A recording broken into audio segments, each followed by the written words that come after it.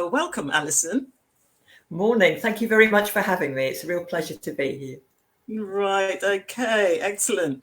So just as a reminder for those who might be joining us for the first time, that the Career Insights session are bite-sized sessions to show you how you can make a career change or enhance your professional development while working towards your career goals.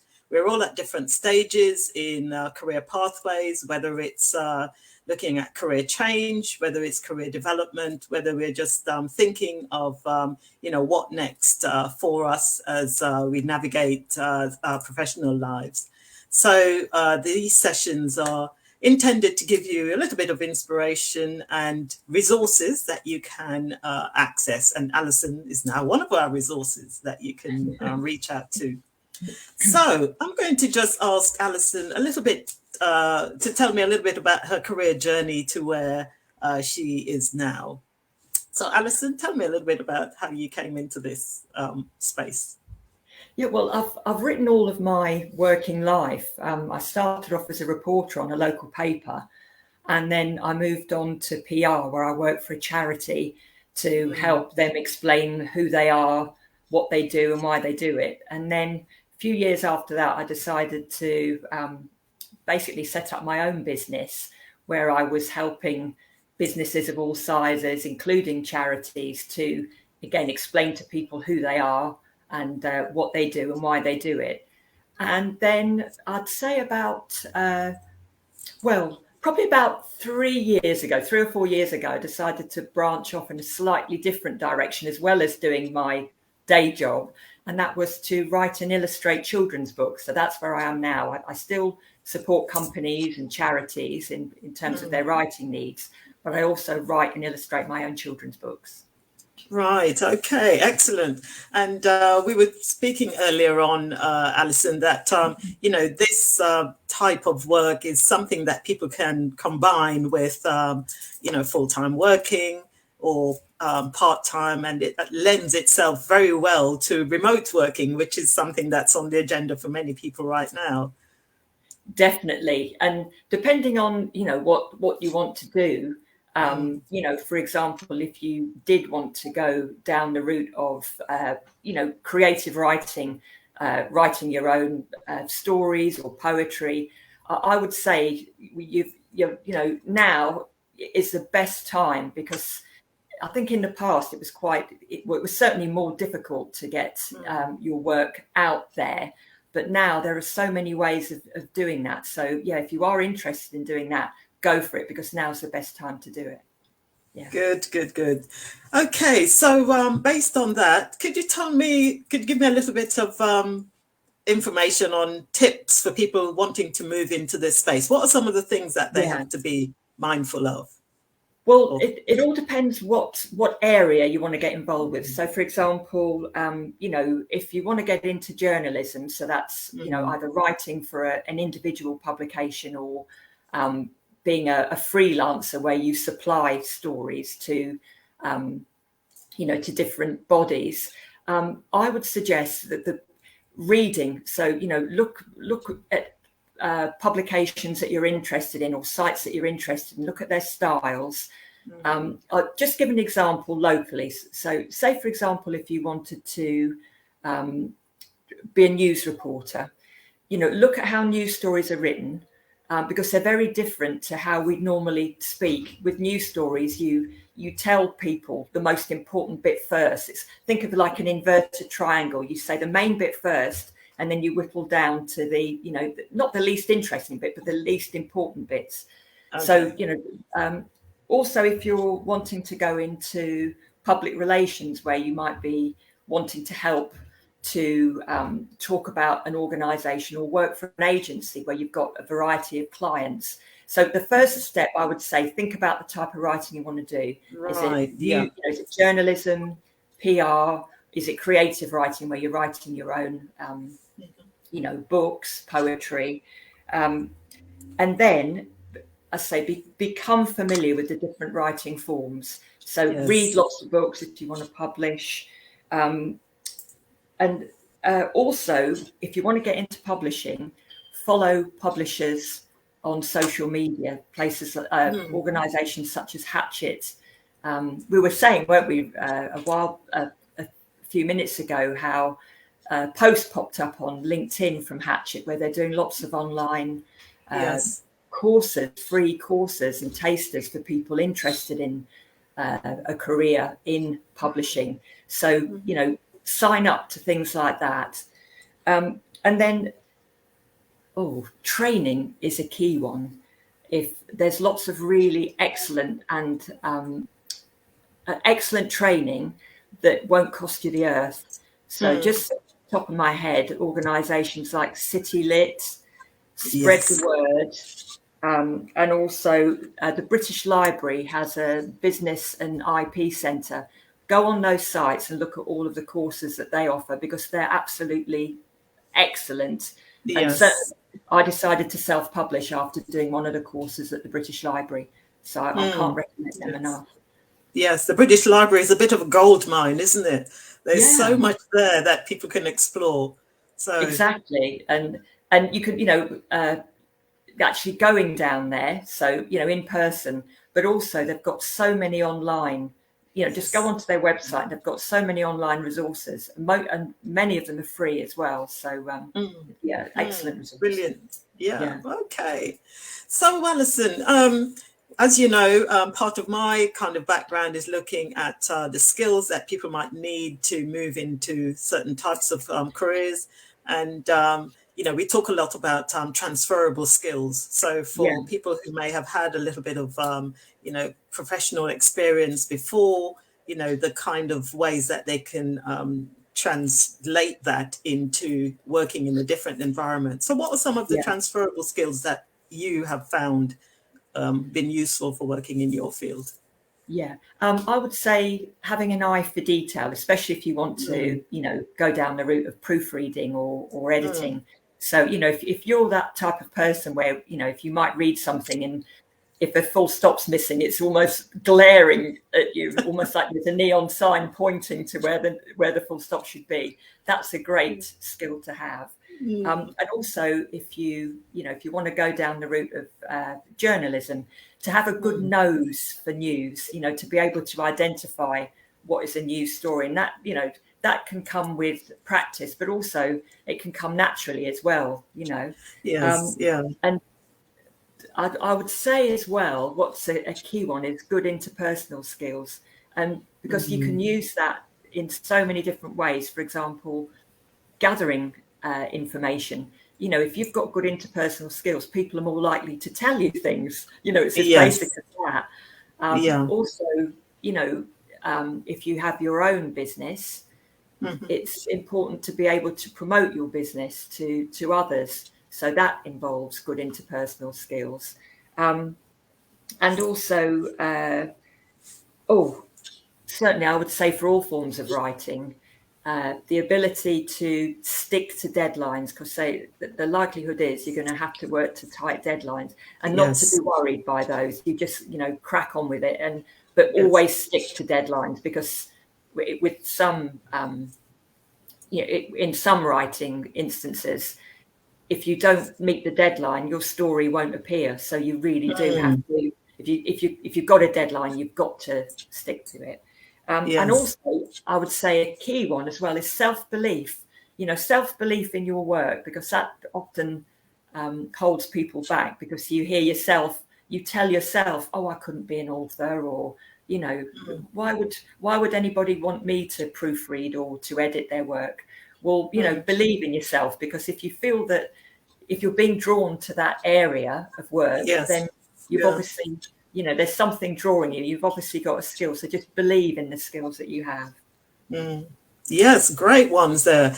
As part of my coaching practice, I work with people on identifying their strengths. And a lot of what you've just mentioned, you know, comes up all the time, you know, self-efficacy, believe in the fact that you can do that piece of work, you know, the curiosity, you know, because that enables you to explore areas that probably you wouldn't have thought of initially. You know, so really some good ones there, as well as transferable skills. These might be the strengths that shows someone that this might be an area for them. So great ones. Okay, excellent. So tell me a little bit about the what you're working on at the moment, and how can people once they've written that story, how do they get it out there? Right. Yeah. Well, I have written 4 children's books now. I'm going to here we go. I'm going to put them up. This is my first chapter book, which is called Lorella Swift and the Keys of Time. Right. And I'll just show you as well, because this is Lorella. I can get the page up. You can see her. Aha. Okay. Ooh, wow, pretty. Yes. She's based on my daughters when they were younger, and that was the main reason for me to start writing, because they were, they were still at primary school, and we got onto the conversation one day about book characters, and they couldn't think of any main characters that looked like them.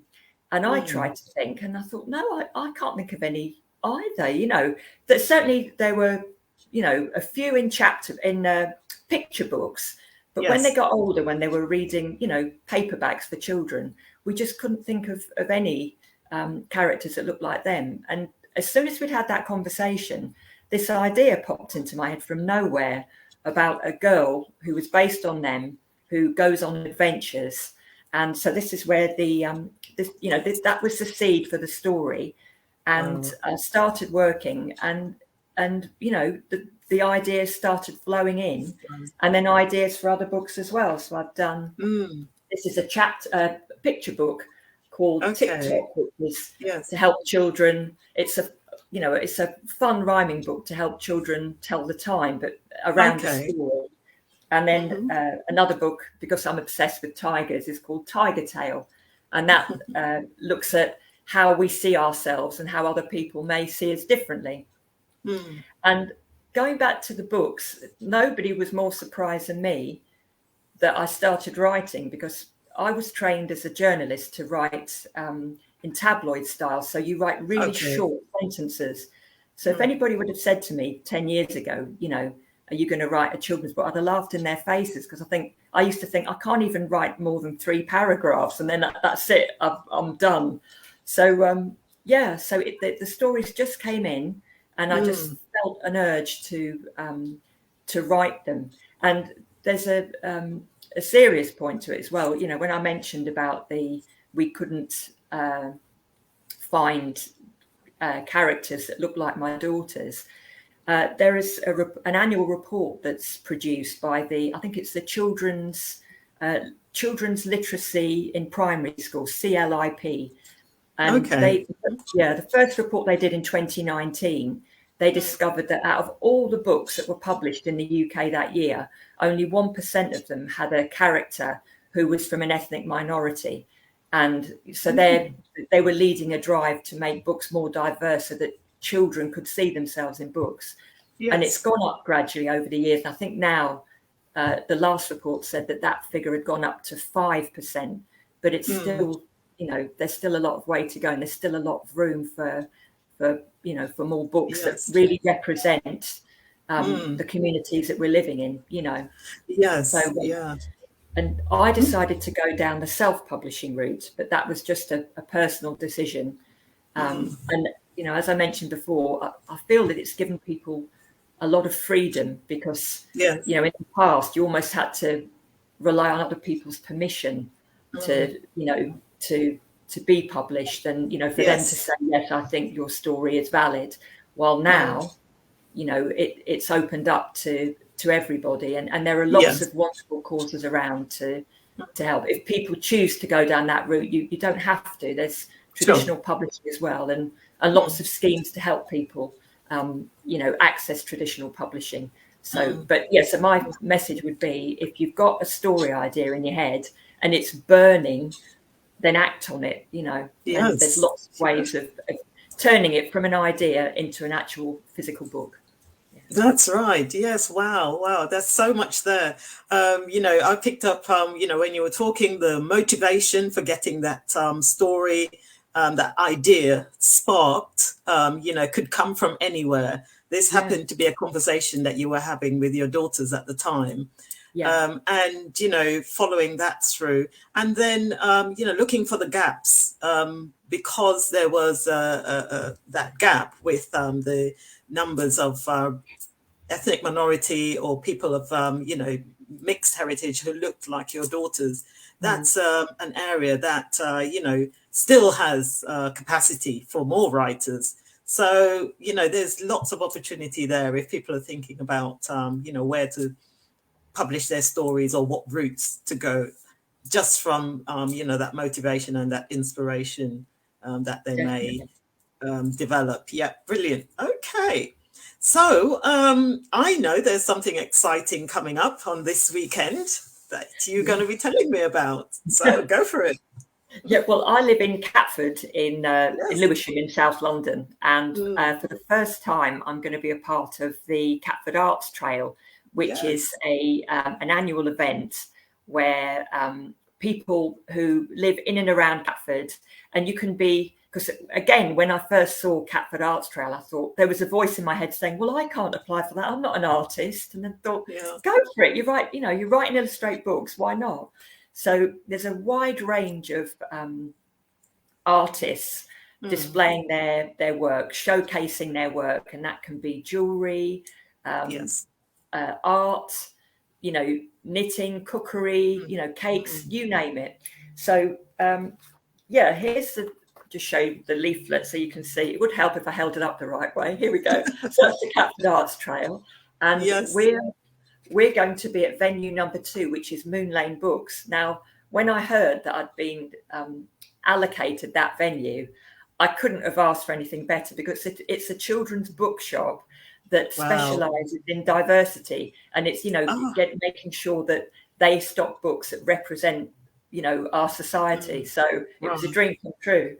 So I'm there, venue number 2, and the trail happens over 2 weekends. So it starts this Saturday and Sunday, the 9th and 10th of October, and continues on the 16th to the 17th of October from 11 till 6. And the idea is you go to as many venues as you'd like. And there's an activity as well, like children can actually, you know, try and go to every venue on the trail and get a stamp at each venue. And they win there's an opportunity to win a prize. So it's wonderful. Great opportunity. So thank you for letting me share. Yes, excellent. So I'm definitely going to be popping around and, you know, having a look at some of your other books. I know that you've got another one coming out, hopefully in the next 2 weeks or so. Yes. So we're looking forward to that. Thank you. Yes, and I wish you well. Now, before we go, I'm going to be sharing some of your, you know, the links to your website in the resources page, so that people can have a look, and you know, if they wanted to order any items, they can have a look and order there. But those who are members of the Career Hub, remember that Allison is now a resource. You can reach out to her to have a chat, perhaps if this is an area that you're considering, or you know, to have a look at some of the work that she has produced and perhaps get some inspiration. So Allison, thank you very, very much for sparing this short time with me, because I know that you're very busy. But you know, it was such a delight to come across you at this time and to be able to support your work going forward.